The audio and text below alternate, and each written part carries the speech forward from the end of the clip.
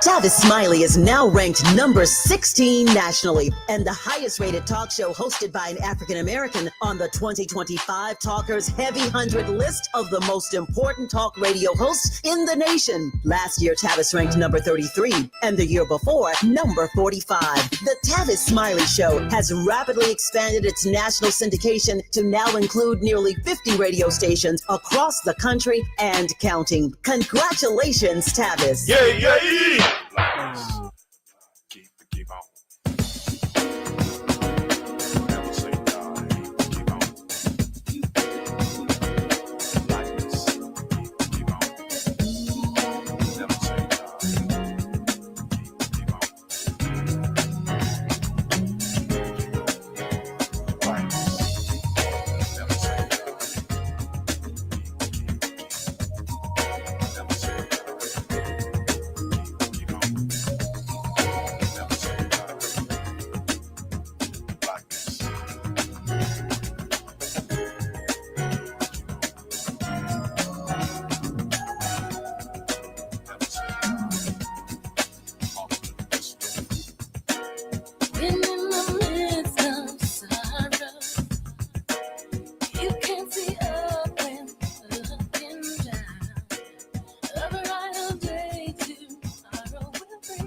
You are listening to and streaming A More Perfect Union on KBLA Talk 1580. I'm Dr. Nii-Quartelai Quartey, your host and White House correspondent, joining you live from Washington, D.C., where there is no shortage of news coming out of here. We'll get to that in short order, but first things first, I'm in touch, and so you be in touch. Be sure to follow me on all the social media platforms at Dr. Nii-Quartelai. Just type in Dr. Nii-Q, D-R-N-I-I-Q, and there I am, fresh for you to follow. Also, be sure to download the KBLA app to listen to us live or on demand, or simply tell Alexa to play KBLA Talk 1580. And there we are for your listening pleasure.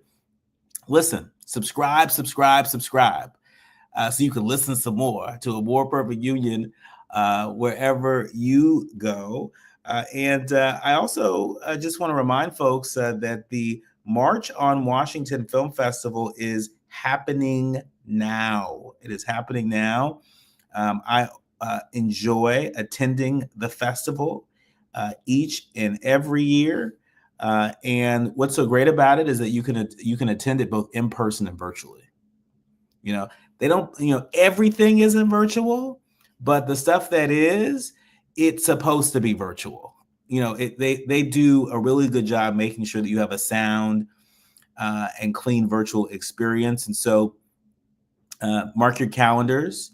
Because between today, Monday, September 15th, and Sunday, September 21st, fasten your seatbelts. It's going to be some exciting programming. You can visit the festival website to check out the calendar of events at marchonfest.org/festival. And just to sweeten the pot for you, my friend and colleague, Joy Ann Reid, will be not just in conversation with former Attorney General Eric Holder on September 20th, but she'll actually be honored with the Vivian Malone Courage Award that'll be bestowed on our activist journalist friend. And so be sure to check that out. Now it's time for your national news roundup. It's time for you to decide the good, bad, and ugly headlines of the day. Kicking us off, Trump is shifting millions in funds to HBCUs, tribal schools, amid deep education cuts. Yeah, USA Today is reporting that the Trump administration says it will reallocate nearly $500 million in additional funding to historically Black colleges and universities and tribal campuses as it slashes grant programs for other minority students. It's sort of a mixed bag here. I don't know. It's giving me divide and conquer vibes, but rock with me for a minute. The Department of Education, they announced the plan today as a part of its effort to redirect money towards President Trump's chief priorities. Now, the department also plans to award $500 million in grants to charter schools and will invest more than $160 million in American history and civics education programs. In its announcement, the agency cited a September 9th report showing declines in K-12 student achievement as a cause for the additional charter school grants. The move comes just days after the administration said it's withholding more than $350 million in grants to minority-serving institutions, including colleges and universities that serve large populations of Hispanic students, arguing that awarding grants based on racial and ethnic enrollment is unconstitutional. That's what they said. The cuts targeted grants for institutions serving Alaskan and Hawaiian natives, also Asian American and Pacific Islander, and Hispanic and Black students. Trump has long called for the dismantling of the Department of Education in February, telling the Education Secretary, Linda McMahon, that he wanted her to, quote, put herself out of a job, a move that would require the support of Congress, might I add. And the president has sought other methods of decreasing the Department of Education's power, including proposing a 15% funding decrease for the agency in its 2026 budget proposal. And so y'all see what I mean when I say it's giving mixed bag. It's giving mixed bag. It's giving trick bag, if we're keeping it buck. And so we're going to keep our eye on that and make sure that we have folks on in the coming days and weeks to help us separate the fact from the fiction there. We know so many of our leaders, learners, and listeners are HBCU alum, are alum of Hispanic serving institutions. And if you're not an alum, you know somebody that is. And so, you know, keeping these institutions alive and well for the next generation, that's on all of us. And right now, it's looking real tricky. Moving along, former U.S. Transportation Secretary Pete Buttigieg, we used to call him Mayor Pete, and then we started calling him Secretary Pete. Well, Pete Buttigieg says that Biden should not have run for re-election in 2024. USA Today also reporting that the former Transportation Secretary said in this new interview that former President Biden should have stayed out of the presidential race in 2024, saying, quotes, he should not have run. And if he had made the decision sooner, we might have been better off. That's what he told NBC News' Kristen Welker on Meet the Press just yesterday. But he went on to say it literally was his decision. Nobody else was able to make that decision. And now in front of us, we're confronted with the decisions that come next, whether that's inside of the political party or the movement, or as we're all weighing right now in our own lives as Americans, as a country. And that's what we've got to focus on. His remarks come just after former VP Kamala Harris took some heat because she wrote in her new memoir, 107 Days, which details her 2024 presidential campaign. She wrote that it was, quotes, recklessness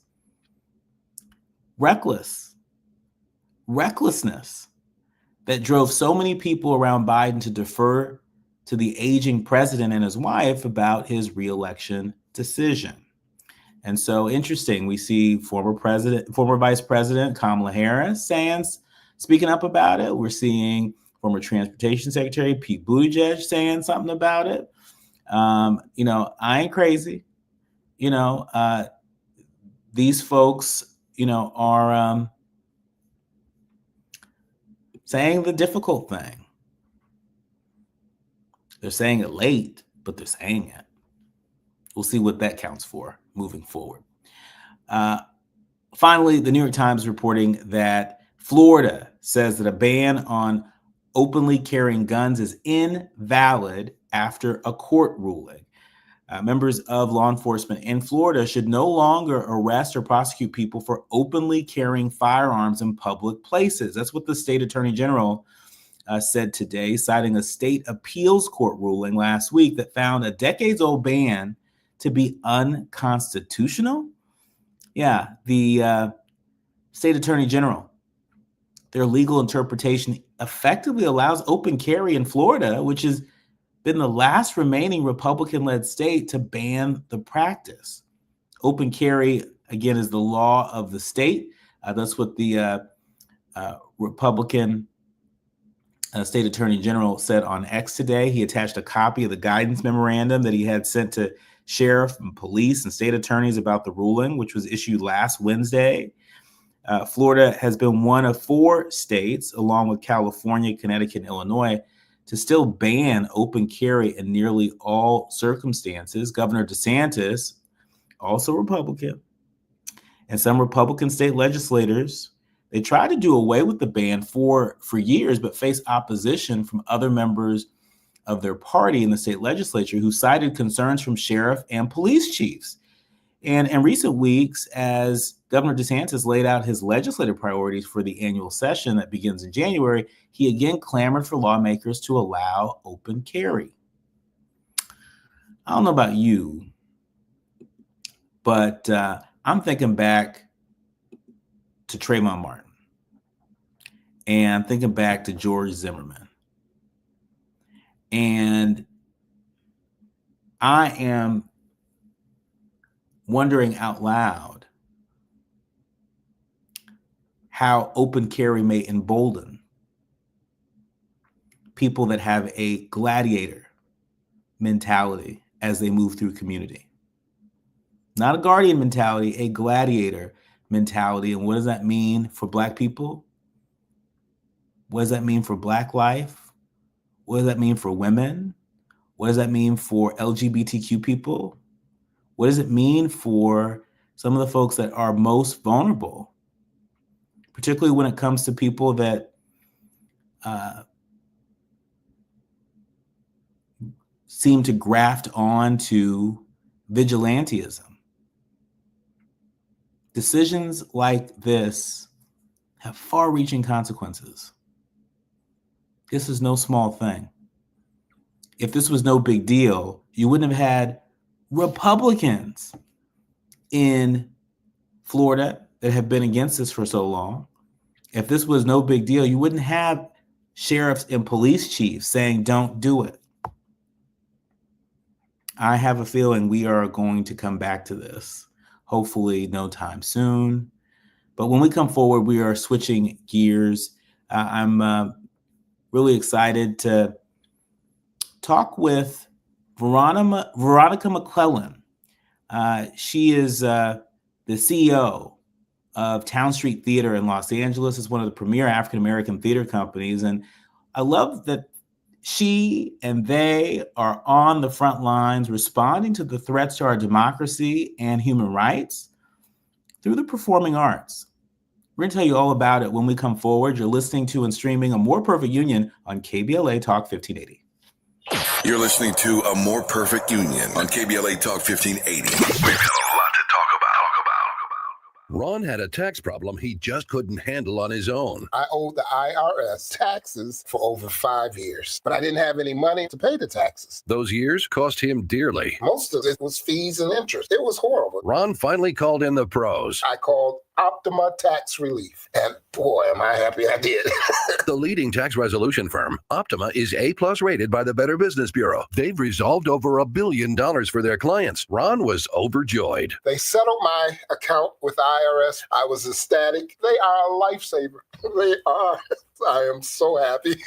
Take Ron's advice and call Optima now for a free consultation. Yeah, don't do like I did and wait. Call Optima Tax Relief. Do it now. You'll be ecstatic like me. Call 800-919-9077. 800-919-9077. 800-919-9077. Optima Tax Relief. Testimonial from an actual client. Some restrictions apply. For complete details, please visit OptimaTaxRelief.com. With a KBLA Talk 1580 editorial, I'm Dr. Nii-Quartelai Quartey. Let's preserve Black land stories before they're lost forever. I want to personally invite you to be a part of something historic. As journalist in residence for the Black Land Lost Narrative Archive Project, I've joined forces with powerhouse attorney and social justice champion George Fothery, the man who helped make history by delivering justice to the Bruce family in Manhattan Beach, securing the first known return of land unjustly taken from Black owners by a local government. That victory was monumental, but it was just the beginning. For generations, Black families have acquired land through grit, faith, and determination, only to lose it through violence, legal loopholes, forced sales, and systematic racism. What's been taken goes far beyond dirt and deeds. It's the erasure of wealth, identity, and legacy. That's why we've launched the Black Land Loss Narrative Archive Project, a national effort to collect, protect, and preserve the stories of Black land loss before they're buried, forgotten, or erased altogether. Because there's power in telling Black stories, there is resistance in remembering, and there's justice in being seen and heard. This is where you come in. We're inviting you to be a part of this historic Black narrative archive. If you or someone you know has experienced land loss, displacement, or forced property sales, your story deserves to be heard and remembered. Your story belongs in this archive. Your truth matters not just to your family, but to our collective future. Visit blacklandloss.org today. Fill out our simple intake form and add your voice to the National Archive of Remembrance, Resilience, and Reckoning. Let's make these stories live on, not in whispers, but on the record. With a KBLA Talk 1580 editorial, I'm Dr. Nii-Quartelai Quartey, and as always, we welcome your feedback. We have no permanent friends or permanent enemies. Only permanent interests as we effort to build a more perfect union. You are listening to and streaming A More Perfect Union on KBLA Talk 1580. I'm Dr. Nii-Quartelai Quartey. I'm really delighted to welcome to the show Veronica McClelland. She is the CEO of Town Street Theater. It's one of LA's premier African-American theater companies. I know there are people that are listening to this like, oh my gosh, wait a minute. LA got an African-American theater company and it's premier? Yeah, we're going to get into that in a second. But this theater company is responding to the threats of our democracy and human rights through the performing arts. We certainly have talked quite a bit, particularly in our first hour, about some of the threats to our democracy, the threats to our human rights. But as the great Nina Simone and so many others have said, Toni Morrison and so many others have said, that it's times like this where artists get to work. Veronica, welcome to A More Perfect Union. Can you hear me all right? Yes, we can. Yes, we can. Awesome. Great. Thank you so much for having us. Yes, thank you for being here. Thank you for being here. And we're going to be joined with your board member, RJ Wayne, in short order. But I wanted to start off with you to really sort of help us set the table. Again, for folks who think that LA wouldn't have a Black theater scene, an African-American theater scene, you're proving them wrong. Talk to us about Town Street Theater. How long has it been around, and why your mission is more important than ever? All right. Town Street Theater is in its 32nd year of creating theater from the voices of people who are traditionally silenced. So the theater was founded by my aunt, Nancy Davis, her friend, Nancy Renee, and Nancy Davis's then boyfriend, now husband, Nathaniel Bellamy. I hope that made sense. After the 1992 riots in Los Angeles, the city asked, how can the arts help heal LA? And Nancy thought to themselves, well, the arts can help heal LA, and we really want to use storytelling and theater to uplift voices that have been crushed and to heal from the riots with theater. And they kept on doing it. They kept on doing it, and it's healing work that is afoot. It's worth noting that coming to Hollywood October 2nd through November 4th, the theater company has a film festival that is happening that folks need to mark their calendars for now. Yes. So our film nights will be every Thursday throughout the run from the October 2nd to November 4th, I believe. And the film nights will be on Thursdays. The tickets are a little less than the show nights. we had such a great collection of films that were submitted this year, and we're just so excited to share them all with you. And it's just such a great way to spend a night, in Hollywood and with your friends and family. Yeah, no, that's great. That's great. And so, talk to us about, the process of curating this film festival. I know a thing or two about film festivals, and there's so much more work that goes into it than what meets the eye. But given the mission of Town Street Theater, one of LA's premier African American theater companies, talk to us about how you and your team have approached curating this festival in a time such as this. Well, last year when my aunt first became sick and started to realize that, she wouldn't be able to continue with Town Street much longer, one of the shows that she was most excited about and determined to bring forth after she had gone was In Response. And she started In Response in 2015 in response to the police brutality against Black people going on during that time. Sandra Bland and Trayvon Martin. And each year that we've done it, we've called out to our audience and we've said, okay, this horrible thing is happening now. What can we do? How do you feel? How do we move forward? And that audience always responds to us so, what is the word? Empathically, so astutely. It's just been such a pleasure to read all the scripts and to watch all the movies and to listen to the music that people have turned in. And when choosing them, myself and everyone else on the committee, we try to read and listen with as open a heart as possible and asking, what is this story bringing to our mission? Is it reflective of our mission of healing ourselves through art? That's what we try to ask. And we've been so grateful all the work that resonates with our mission. Yeah, and you all have been around longer than I think most people would think. You started in 1993, and since then you featured a really diverse selection of a lot of intriguing productions. Walking with a Panther being one of them. That was a pretty gritty drama about the stormy reunion of a Black Panther and his family after a 23-year prison sentence. Certainly stories that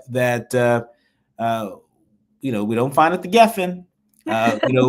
We don't find, and that's no knock at the Geffen, because we find some great pieces there. But I'm saying I think that's a story that is situated in a very particular way within our community. Do you have a film that is similar to that is situated in a similar way that we can look forward to in this year's festival? Maybe not necessarily in the films, but in the festival, maybe. I think that definitely, maybe not necessarily specifically from a Black Panther standpoint, but from a standpoint of having to deal with all the injustice and racism that's going on right now, reflecting on that through these mediums. Mm-hmm. We know that there are a lot of communities that feel under attack right now, including Black women. Way back in the day, in the 1995-1996 season, y'all featured the world premiere of the African-American LA-based women playwright Barbara White Morgan and Sherry Bailey. Should we expect to see more African-American women voices more African-American woman-centric plays at this year's festival? I think that we can. One thing that Sarah Bauer, my co-captain, and we've been so excited is on the designer side. So like the backstage side, we've just had so many more women designers than at least that I can remember ever having before. And it's really helped us bring in a female voice to our festival this year. As a female-led organization, there is always a female voice, shouting out, but it's something that we're so grateful to continue and something that we are, determined not to lose, the female voice, because it's just so important. It's so important, and the work that you all are doing at Town Street Theater is critically important. Talk to us about just local theater in general. How well is local theater sort of faring in this moment? We know that with some of the mass deportation efforts, the uptick in federalized law enforcement, there are a number of communities that have reported that tourism is down, and that people aren't going out to restaurants like they used to, and people aren't going out for their entertainment experiences as much as they used to, instead opting to sort of stay home and watch Netflix or Hulu. Talk to us about what you all are experiencing as a local theater and what you're hearing from other local theaters. I want to get your thoughts on that when we come forward. On top of that, I want to hear from one of your board members, RJ Wayne. RJ Wayne is going to tap into the conversation and, is going to talk to us about his experience really helping to protect this institution and support this institution as a board member. It's not just our leadership on the front lines, but we're living in a time where our board leadership is more important to protect and sustain our institutions. And so more when we come forward with the CEO of Town Street Theater, Veronica McClellan, and superstar board member, RJ Wayne. You're listening to and streaming A More Perfect Union on KBLA Talk 1580. The audience is listening, thought-provoking, eye-opening, heart-rendering. This is where authentic voices meet powerful discussions on culture, community, and change. This is where Black voices matter. He's breaking boundaries, amplifying diverse perspectives, and tackling the issues that matter most to you. You're inside A More Perfect Union with Dr. Nii-Quartelai Quartey on KBLA Talk 1580. I'm Amber Payton with BIN News Now. Black Rep Jasmine Crockett of Texas sparked controversy on MSNBC, comparing ICE to slave patrols and arguing white supremacists commit murders at far higher rates than undocumented immigrants. When I see ICE, I see slave patrols. She doubled down after earlier remarks dismissing migrant crime, including her reference to murder victim Kayla Hamilton as a, quote, random dead person, end quote. President Trump is threatening to call another federal emergency in Washington, D.C. On Truth Social early Monday morning, Trump stated that in response to Black Mayor Muriel Bowser informing the government that the Metropolitan Police Department will no longer cooperate with ICE, he will declare a national emergency and federalize if necessary. And a Black Delta State University student was found dead hanging from a tree on campus Monday morning during the school's centennial celebrations. Officials say the death is currently suspected to be a suicide. Get BIN News Now on demand 24/7 on the iHeartRadio app. It's slowing down on the 5. This is making your way along the southbound side, leaving Burbank. Delays away from Alameda to the 605. 605 northbound jamming up off of the 105. Delays ahead to the 10. And on the 10, crash in El Monte, eastbound before Santa Anita Avenue. 3 right lanes blocked. Delays away from Eastern Avenue. Do you really know what's in your tap water? LifeSource believes your water should support your health, not work against it. Upgrade your water with a LifeSource whole house water system during September's Double Dip promo. Call 800-WATER-99 or visit LifeSourceWater.com. This is the KBLA Sports Minute with Ray Richardson. The firing of UCLA head football coach Deshaun Foster on Sunday was not a surprise. Things were heading in this direction from the first game of the season when UCLA was blown out at home by Utah 43-10. In the Bruins' 0-3 start, they were outscored 108-43. In Friday's loss to New Mexico, they were outscored 21-0 in the fourth quarter. In that game, the Bruins gave up 298 yards rushing and committed 13 penalties for 116 yards. 13 penalties is an indication that Foster had trouble maintaining discipline on his team. These are not the kind of numbers that will make a team competitive in the Big Ten Conference, which has 7 teams ranked in the top 25. Foster's dismissal reduces the number of black head football coaches in the Big Ten to 3. James Franklin at number 2 Penn State, Sherrone Moore at Michigan, and Mike Locksley at Maryland. No debates, no speculation, just the info you need. That's your KBLA Sports Minute. I'm Ray Richardson on KBLA Talk 1580. Break out the champagne. Everybody get a glass. Tavis Smiley is now ranked number 16 nationally and the highest rated talk show hosted by an African American on the 2025 Talkers Heavy 100 list of the most important talk radio hosts in the nation. Last year, Tavis ranked number 33 and the year before, number 45. The Tavis Smiley Show has rapidly expanded its national syndication to now include nearly 50 radio stations across the country and counting. Congratulations, Tavis. During this time, it's important for everyone to know your rights. The 4th, 5th, and 6th Amendments in the U.S. Constitution protects every one of us, regardless of immigration status. The 4th Amendment requires a judicial warrant to search your home. The 5th protects your right to remain silent, and the 6th gives you the right to an attorney. Just remember, no warrant, no key, my privacy. You don't have to speak.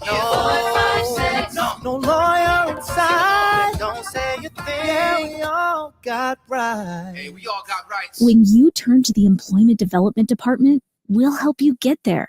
Whether it's support for you and your family while you find a new job, or the resources to focus on your recovery after illness or injury, we can help you move forward. From support while you bond with your newborn, to helping serve your family while your partner serves our country. Your EDD. We'll help you get there. For more information, visit edd.ca.gov. Hey, KBLA 1580 delegation, your health matters to us. We know that information is power, especially when it comes to prevention and treatment. That's why we're proud to introduce the brand new KBLA Health and Wellness Hub. This online space is built just for you, connecting our community to trusted health resources, culturally relevant care, and even access to diverse clinical trials and emerging therapies. Whether you're looking for information on common conditions, mental health support, or just want to stay on top of your wellness journey, we got you. And the best part, it's all on our website at KBLA1580.com. Accessible, empowering, community-focused. So just go to KBLA1580.com and click on the Health and Wellness Hub icon, because knowledge is power and your health is everything. At KBLA Talk 1580, we've got your black.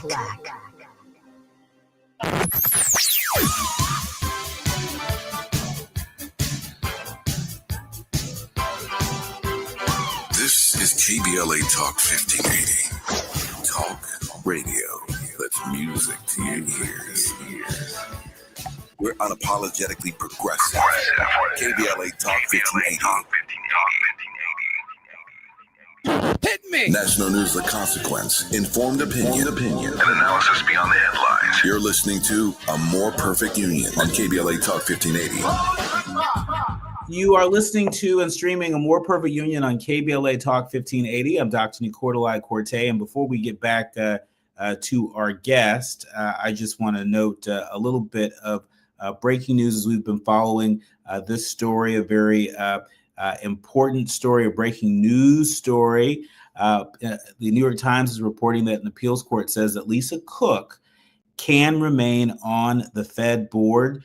Federal appeals court today denied a last-minute attempt by President Trump to block Lisa Cook, a governor on the Federal Reserve, from participating in a meeting of the central bank, in a move that will allow her to cast a vote this week on interest rates. The ruling marked the second legal defeat for President Trump, who sought to install a roster of political loyalists at the Fed. With Ms. Cook, the president has labored to oust her over allegations of mortgage fraud, even though she hasn't been charged with a crime.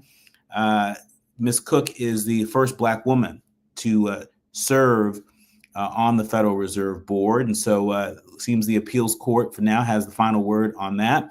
But back to our guest for this hour. I am delighted to be in conversation with another dynamic Black woman, Veronica McClellan. She's the CEO of Town Street Theater.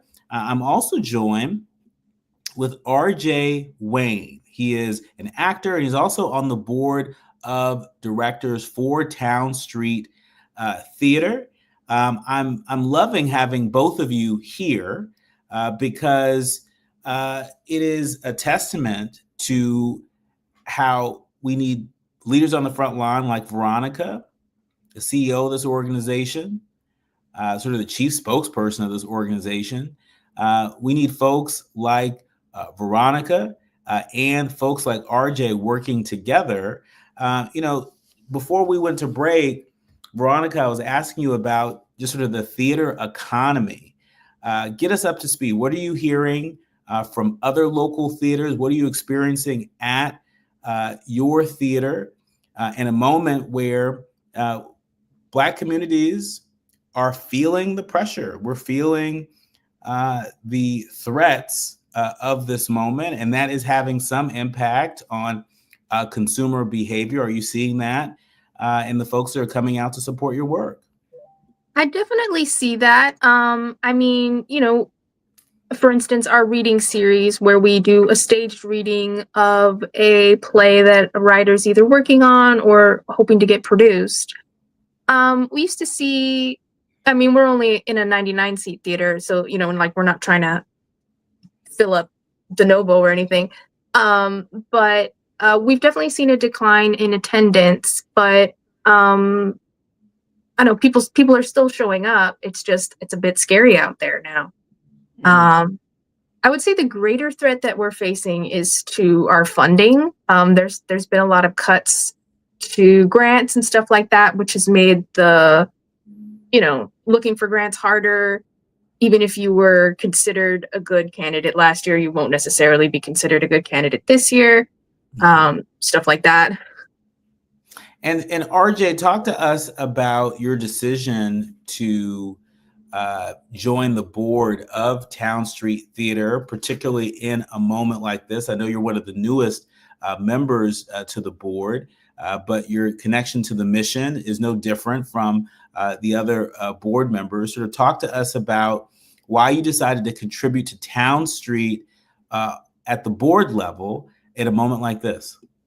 No, absolutely. And thank you, Dr. Quartey, for having us on. I just wanted to piggyback really quick off of what Veronica was saying. Street level, I've been an actor for a long time. I grew up in the Bay Area of California, so Northern California, and then constantly going back and forth to Southern. A lot of things that people don't know about California, especially Southern, is that LA is a union town. Yes, we produce entertainment, but we also produce services in service of said entertainment. So when TV shows don't get produced, when movies don't get produced, there's no catering, there's no laundry services. You know what I mean? Like, it's all tied together. And that's the thing I think that's lost on people. And recently, what I've been seeing at a community level is that right now, we're really just trying to uplift each other's spirits. Like, we're doing a lot of performing for each other right now. The community is very close. And by that community, I mean the actor community. Hollywood itself as a business is one thing, but the artists that keep it alive and that give it new ideas, we're very much together in a lot of ways. And there's a lot of help and consideration and comfort that we give each other in artist circles that people might not necessarily know that's going on. And that actually, that brings it full circle to what you asked me. I've been with Town Street for about 7 years. I came in 2018. just as an actor and doing some tech work, some background work. I met Veronica's aunt, and she quickly became a mentor of mine, and helped me navigate my career at a professional level. And it almost seemed like as soon as I met her, things just started to pick up and get better. And I really hold on to the lessons that she taught me. But Town Street is one of those lessons. The community that she created and the ethos of the brand of theater that we do and the people that we work with are super important to me and those lessons that I've learned. And so to try to preserve that and to try to help not necessarily rebuild, but renovate, I guess, in the face of our losses is something that I'm definitely dedicated to. And I told Nancy, I always used to tell her, I said, hey, look, either my time or my money's going to be here, no matter what. And so I'm holding myself to that. Let's put it Yeah, that way.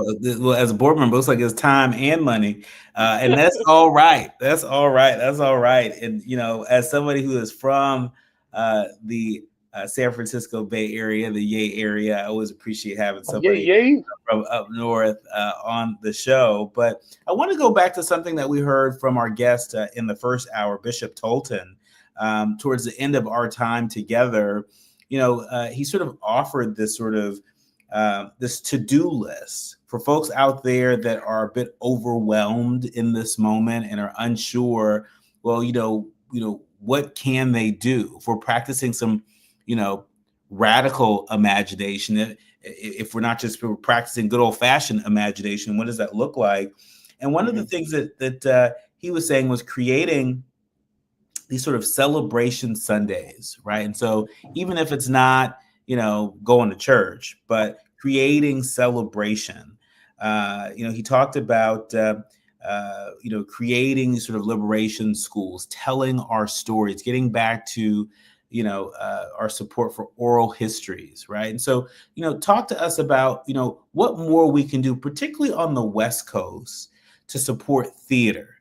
There's a lot of support, for film and television. But when people think of theater, they don't necessarily think of LA. When they think of Black theater, they don't necessarily think of LA. And so for our leaders, learners, and listeners that are out there, Veronica, tell us, what can we do short of, obviously getting a ticket and coming out to the festival, but, on a day-to-day level, what more can we do to support the artists among us, particularly in the theater community? I think that, something RJ said really resonates here with this question of, giving of your time and giving of your money. Do both things for the artists in your life and for the arts organizations in your life. That is so valuable to us. Seeing a full house, seeing a half full house, seeing anybody show up to anything is just such a reward. It's such a blessing. And, if you don't have the money for a ticket, show up in other ways. Share about your arts organization with everyone you know. Find a way to donate a different way. Do what you can. I would say, don't freeze. Move forward. Do what you can. Don't freeze. Move forward. We like that. RJ, what more can we do to support to support theater as an institution? Right, there are a lot of Black institutions that are the subject of loss of funding, that are being penalized because they are thought to be associated with diversity, equity, and inclusion, which some funders aren't cool with right now. And so theater is just another example of the Black institutions, the historic institutions that still need our support. They can't just do it themselves. And so talk to us as a board member, what more can we do to support our institutions, including but not limited to the theater? Well, this is the thing, right? And it seems to become more and more prevalent every year. But I still think, call me old fashioned. I guess I'm getting old now. But I think the basic and the floor level things still work. For example, my parents are from North Carolina. They went to high school. They were graduating from high school when Dr. King was shot. They were some of the first people to integrate high schools. So their thing was military, higher education, get the scholarships if you can, go to school. All their families going to school. When they got out, they decided they were going to move to California. That's where I was born. I knew I was going to be an entertainer probably from about 4 or 5, and I've been on stage that long. But my parents did not necessarily know how to support that because their vision was already locked into the we got to go this way to succeed. So what I would say is really, really, really take a look at your kids and your youth and be there to support them as they're making these decisions and as they follow through with them. Everybody wants to pay, $100 and up for a seat at the orchestra, but nobody wants to listen to the 6, 7-year-old kid practice the violin in the garage, right? that and that's where all this groundwork gets laid down. Anybody exceptional you've ever seen has had to get it done in that way. And there's really no cutting corners, and the people that do cut corners, I mean, we know what happens to them. So yeah, I would just say take a look. It's not just STEM, it's STEAM. You know, you're talking about California and Los Angeles being the entertainment industry, however $100 billion business a year it is. We all need technical professionals, and it's not just singing, it's not just dancing, it's not just acting.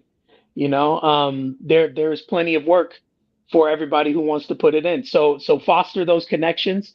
Look at them, participate in them with your children early, and support those programs that do provide that outlet, because like I said, for a lot of us, it was more than an outlet.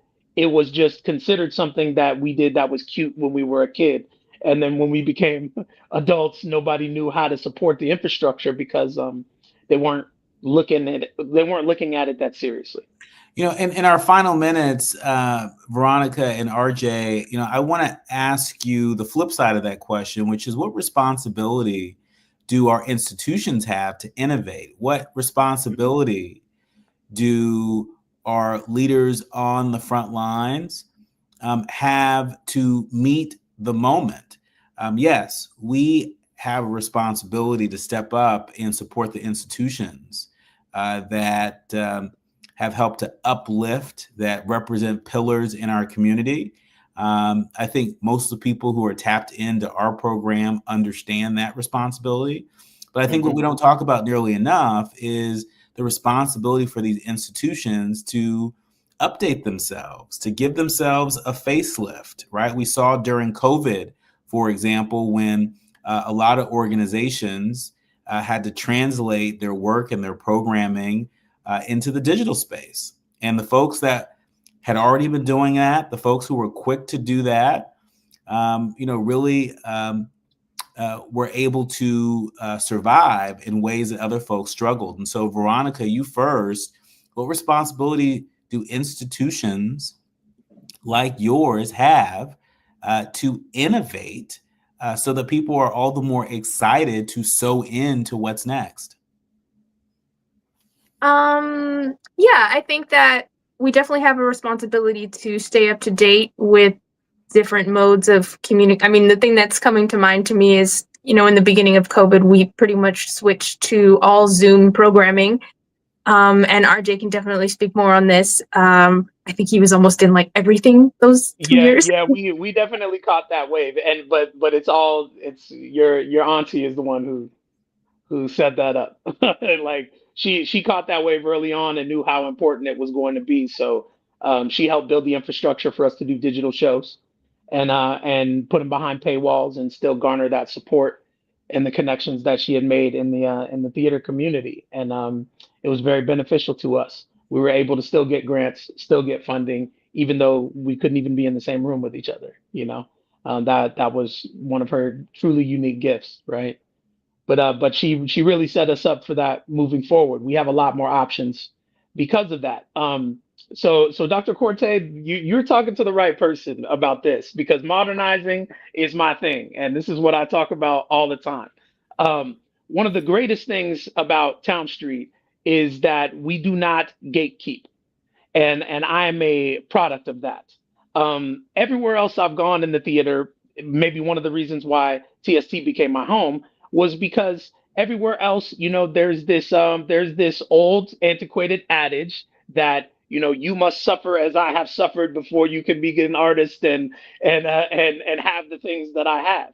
And really, that wastes a lot of time and it wastes a lot of resources. And I think people are starting to notice that. I was brought in within weeks. I was writing and producing my own stuff, and I was still supporting the other shows that were going on. And that came from a belief in the artistic director, Nancy, and me, but also seeing that I had a new idea or a set of new ideas that the company needed. And she did not put me on the slow track of working my way and building it. She said, you know what? No, you got what we need. It's going up. And of course, I was not nearly prepared for that when she said that, but I built the framework around somebody who had done it for decades, and now we're here.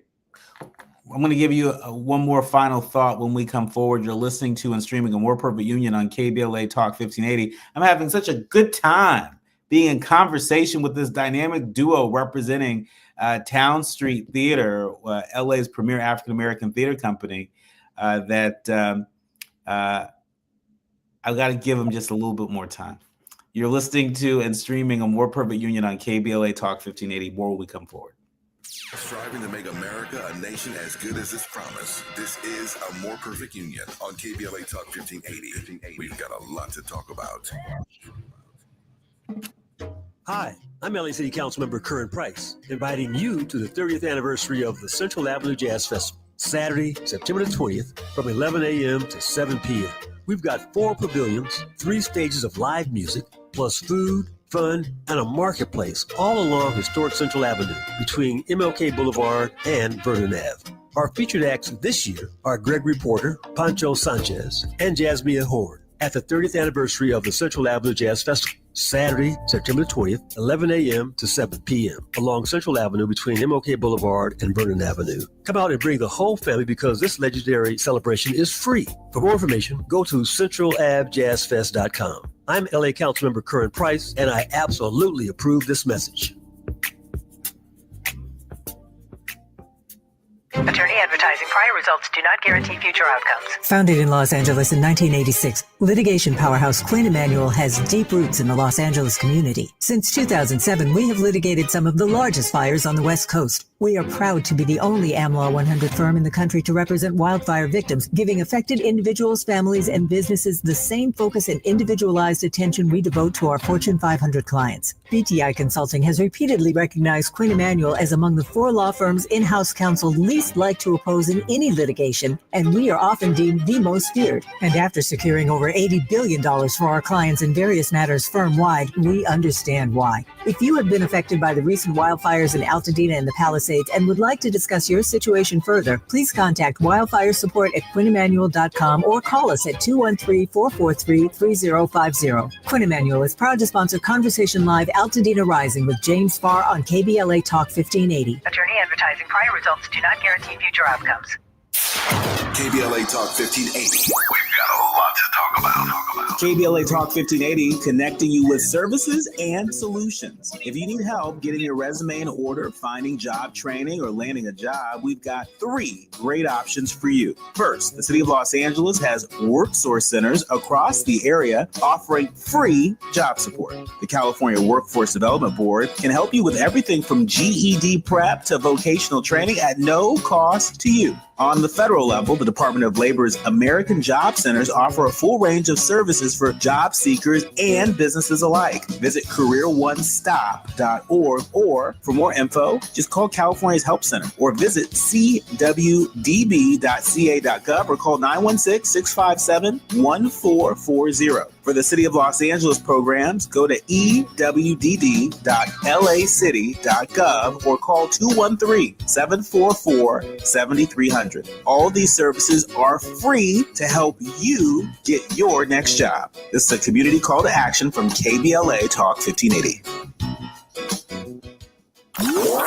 Notable journalists, industry leaders, lawmakers, change makers, tastemakers, and you working to build a more perfect union on KBLA Talk 1580. I'm in Washington, D.C. They're in Los Angeles. And we are streaming and broadcasting live right here on KBLA Talk 1580. In our remaining minute, Veronica, how can people tap in and support the work of Town Street Theater and maybe even be a part of your film festival or your theater festival?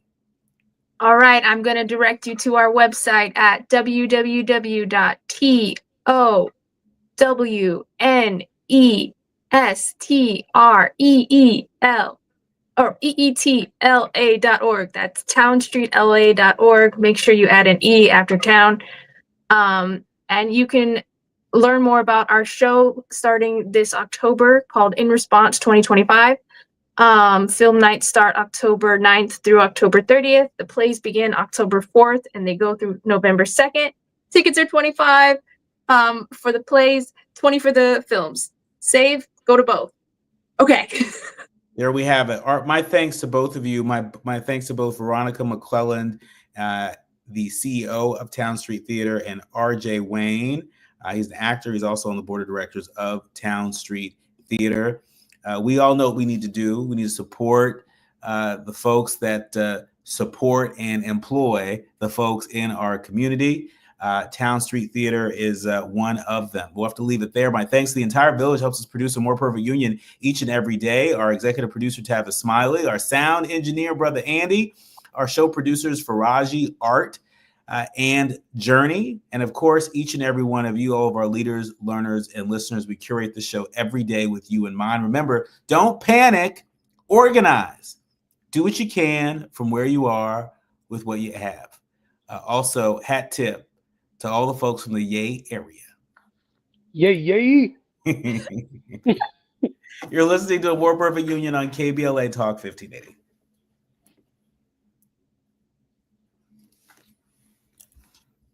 And support for nonprofits.